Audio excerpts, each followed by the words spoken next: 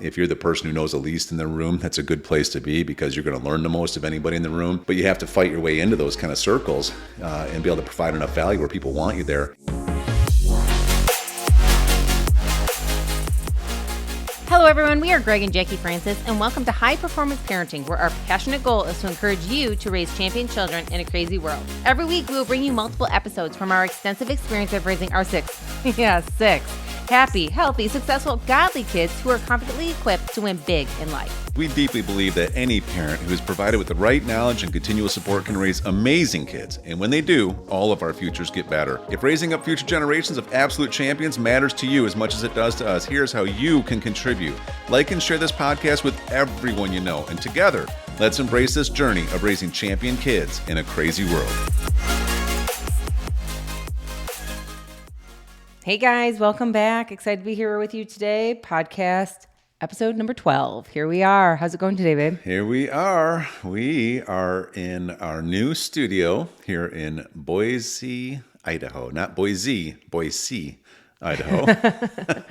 So you're acting like you've been here for a while. You know exactly how to say it now. Yeah. You know, we've been here like 10 days or something like that. So I know for those that are listening, you're probably wondering what this is all about. We're going to tell you our story a little bit today about what's been going on because as we've been doing these episodes, we've had a little bit of a window of travel over the past, I guess, say 3-4 weeks here. And we left our Florida home and we had some adventurous journey with the two of us, the 6 kids, the 3 dogs in the van with the U-Haul behind it.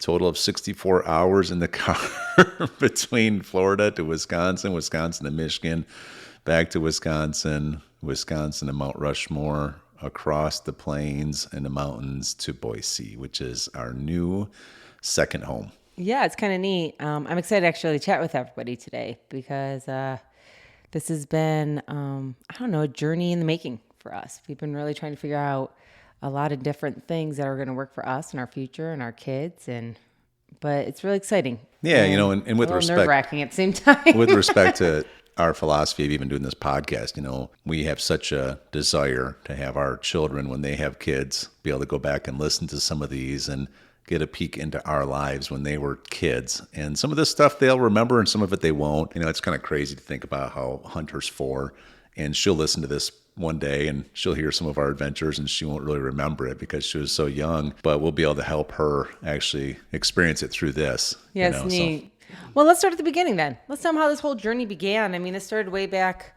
actually last year. What are we in now? We're about 6 months into this journey. And so about 6 months ago. Yeah, so just to back up even a little further than that, we, You and I grew up in Michigan, you grew up in Ohio. No, thank you. Go Blue. But they've won the last 2 years in a row, by the way. But we ended up having our journey. You did Eastern Michigan University. I did West Point first. Then I finished at Saginaw Valley State University, got an engineering degree. You got a degree in corporate buying? Is that what it is? Yeah, babe. Like you've used it. Like I'm supposed to remember. You rude. Used it for 2 years. Anyways, through all that journey, I ended up going to North Carolina working for a corporation down there. Got laid off, my second layoff, my first 4 years out of school, which then the next job change brought me back up to Michigan, which I never thought I would actually go back to Michigan after living on the beach in North Carolina for a while. But it was where I had a job. And, I had some people in my life that I was taking counsel from, and they told me, go find a secure, safe job. And so I moved my life up there, trusting these guys, and didn't really understand it. But God always has a plan, because that's where I met you, at that amazing corporation there in St. Joseph, Michigan. Yeah, which is really interesting because, again, I was from Ohio. Went to college in Michigan, and then my family kind of moved up to the Michigan area again after living in Ohio for a while. And I actually, when we met, I was in the process of moving back to where my parents were, which is closer to, Novi, Livonia area in Michigan. Not that everybody knows. I could bring out my map on my hand. On your hand. I know people make fun of us, but they're jealous. They wish they could do it. How do you do it on your hand in your state? Yeah, it's not as cool. So I was literally in the process of finding a new job, and we met at work one day. You had just moved there. I'd only been there for like It's maybe probably like a scene out of a movie, wasn't it? Where months. like, my hair was blown back, and it's like I was walking down the beach towards you like Fabio. Is that what happened? Right down the aisle of the corporation, and I was wowed by the whole thing. You were, and you know it. Right. And yeah, speechless. I think Again, that's just how Greg, just reliving it. That's exactly how Greg You saw are. it. We are 4.5 years apart, and we often joke about if we had met any earlier in life, we weren't mature enough for each other. Mostly Especially he you. wasn't. Especially you. But needless to say, let's skip But forward. you were a baby. You were 23, just out of college. I was First young. job, You got me first time young. away from home, really, other than school. Right, totally. I was 27, immature in my own ways, but also was in a little different season, at that point. Yeah, you were And, definitely, away from home longer than I had. You had already moved. yeah, I mean, I left for West Point 10 days after I graduated high school, Right. and then after that, even when I came back from there, I didn't stay home. So I'd been living on my own for, already 9 years and was pretty independent. It's kind of just because of my upbringing and stuff. And so, but here I was back in St. Joseph, Michigan, and I see you, and we ended up actually just meeting and talking, and there's some funny stories there. We'll get down the road on that. Yeah. But then we ended up, once we started dating, and at that point, as you know, I was just starting my first entrepreneurial endeavor, and you had joined me in that journey. It's our first time doing anything really together or working as a team in something, and we got engaged quickly after 6 months, and married a year and a half after, a year and 2 months or something after that. Right. I mean, we had worked at the corporation together on the same projects. You were the engineer, I was the corporate buyer, but it was for somebody else's dreams. Yeah. It was for somebody else's goals. And so we realized that we wanted to do something outside of the corporate life. So that's how we kind of started joining forces and starting our own entrepreneurship endeavors with the opportunity of knowing that maybe in the future we could own our own business and do what we want. And that was the goal. Just for start us. figuring out different ways to make money outside of just working for somebody else. And the main focus for us was trying to get our time freedom, being able to control our own calendar however we wanted to. And choices for the future. We were so young, but we wanted to be able to know someday, if and when we started a family, that we could spend time with them, which kind of leads us to where we are today with 6 kids. And so then after that, we were able to do well enough outside of our day job to get you out of your job. And then we moved to Chicagoland area, and just the suburbs out northwest of Chicago. And we kept building what we were doing out there. Ended up getting our first home together out there in Woodstock, Illinois, on a nice little, what do we have, about 10 acres and nice big home. And it's kind of our first dream home for us, and thought we might stay there. And then we decided to get a lake home, which we had so many fun date nights going and exploring. And it's one of our favorite things to do as a couple, is to dream build together, to go out there and experience what's out there and think about the what ifs and picture ourselves there. And instead of just thinking about what we can't have, just thinking about what we could have. And it was fun. And eventually we figured out what we'd like in a lake home. We found one. It was within an hour. It was across the border up in Wisconsin. And then we had both. And then as the kids started getting a little bit older, they all really enjoyed the lake. We decided to take our move into full time into Wisconsin, which was a leap. That's another story, probably for another episode. Oh, it was definitely. I mean, we'll get down the road someday, but I think many people can probably think back when maybe you brought home your first child, or had your first real home together as husband and wife, that it will always have a special place in your heart. And that house, our first home together, I mean, it was the first house I had ever purchased. You had purchased a home before, and kind of did a reno in it. But this was our first home together, and my first home ever that I had purchased with you. And so it really meant a lot. That first house was a really special home. That's where we brought our 5 kids home. We had 3 super cute labs that we considered our fur babies, and we brought them home there. Yeah. So leaving that house was, was hard. It was not the easiest choice, but it was a good choice to move to a new adventure for us, for our family. We were excited to get to the lake house, and it was definitely one of those dreams for Greg. He always had thought and planned on someday possibly having a lake home. You definitely wanted a lake house. And so when we found the one that we again could make a home, we went for it. We tried a new area, new friends, and new memories. at this lake home. Yeah, It was really neat. it was the dream of being able to have your family learn how to, wakeboard and water ski and Fishing have and all the fun. It's just memory building. You know what I living on the mean? water is really peaceful. Yeah. It is really peaceful and neat, and really just being able to enjoy that every single day. So, take this now where we were at that point. Here we were, two homes. We had our nice Illinois home. We had our lake home. Pretty good setup. But, we had a little bit of like anxiousness about like what's next in our life. And, we're very purposeful people. So we're always trying to chase things that have purpose. And we were at a point where we'd accomplished some dreams, but didn't necessarily have that drive for the purpose going. And that was right around the time that I started a couple of new relationships through some friends and through some of these adventure trips that I was on. I did Machu Picchu one year with some really great Christian people. And through that, the next year went on a Grand Canyon rafting trip where we rafted through the rapids and floated down the middle of the Grand Canyon on the Colorado River for 6 days and just really got to unplug. And one of the guys that was there, name is Colin. We ended up just really hitting it off. Very similar, like-minded kind of guys. He's a business guy too, and just a high achiever, very competitive, but just a cool guy. You could tell he's a team guy. I'm a team guy, and we just hit it off. We stayed in touch over time. We got to know each other better. I realized he's doing some really cool things in ministry and has a organization called Pathfinders where he really connects Christian business people and helps bring out the best in them and helps organize them to help each other, and just really believes in people and believes that we serve a God that loves us greatly and wants to see us win at the highest levels. But, there's a reason for it all. There's a purpose behind creating wealth, and that is to impact God's kingdom and advance territory. And so it was really cool getting to know him. And through some of that, we've done some different stuff together, business stuff. We've stayed in touch.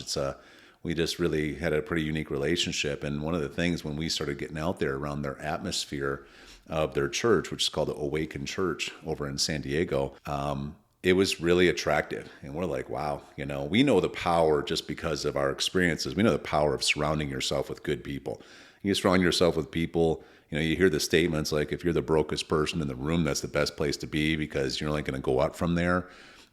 If you're the person who knows the least in the room, that's a good place to be because you're going to learn the most of anybody in the room. But you have to fight your way into those kind of circles and be able to provide enough value where people want you there. And we were trying to start to do that. I exposed you to some of these guys and gals, and you felt the same way, correct? And that was a season where we're like, man, well, this church seems like it's got a lot of our kind of people, and we were struggling for a long time to try to find a church that we felt like we fit into, felt like really was in alignment with what we read in the Word, and they had it. And so I don't know if you remember that season, but we are like really thinking maybe we should pick up our life, sell our Woodstock, Illinois home, sell our other home in Wisconsin, and actually move to San Diego, on faith. Remember that?